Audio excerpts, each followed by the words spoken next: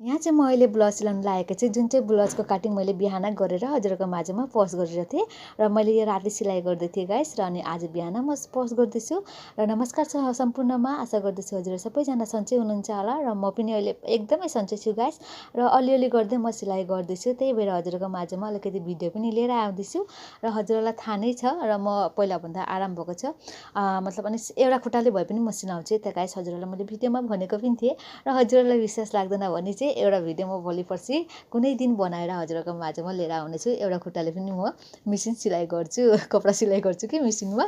र अनि मलाई राम्रो लाग्छ गाइस अब किनभने नि अब मिसिन फ्री भए पनि नि गाइस एउटा खुट्टाले पनि मिसिन चलिन्छ है त र मेरो चाहिँ अब मोटरवाला होइन खुट्टैवाला मतलब मिसिन हो खुट्टाले नै चलाउने मिसिन हो र त्यही हुनाले यहाँ चाहिँ म अब बिस्तारै बिस्तारै गर्दै यहाँ सिलाउँदै थिएँ र सोचेँ हजुरहरूको माझमा लिएर आऊँ भिडियो भनेर किनभने भिडियो त अब म यताउतिको कतैको मतलब गर्नु सक्दिनँ टाइमै पाउँदिनँ त्यही अनि सिलाइको गर्छु र अनि सिलाइको नै भिडियो हजुरहरूको माझमा लिएर आउँदैछु टाइम पायो भने यताउति बाहिर जाँदाखेरि अब घरको केही काम भयो भने त्यो पनि लिएर आउँछु र बेसी भाग चाहिँ म अब सिलाइकै गर्छु त त्यही भएर म सिलाइको नै यो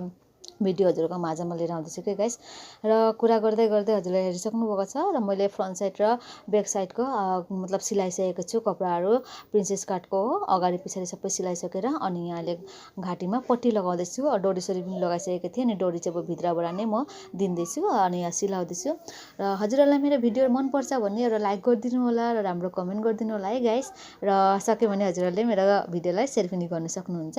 र अनि मैले यहाँ गलामा पट्टीहरू लगाइसकेको पछि अब यहाँ कैँचीले अब काट्दैछु कि सानो सानो मसिनो गरेर किनभने अब डिजाइनहरू पनि दियो भने पनि अब कैँचीले काटेन भने चाहिँ त्यो सेप अब जुन चाहिँ डिजाइन छ त्यो डिजाइन निस्केर आउँदैन त्यही भएर अनि मैले त्यो सिलाएर अनि माथिबाट एक सिलाइ मारेर यहाँ फोल्ड गरेर अहिले सिलाइ गर्दैछु गाइस फोल्ड गरेर किन सिलाइ गर्दैछु भने नि म यहाँ माथिबाट चाहिँ लेस लगाउँछु कि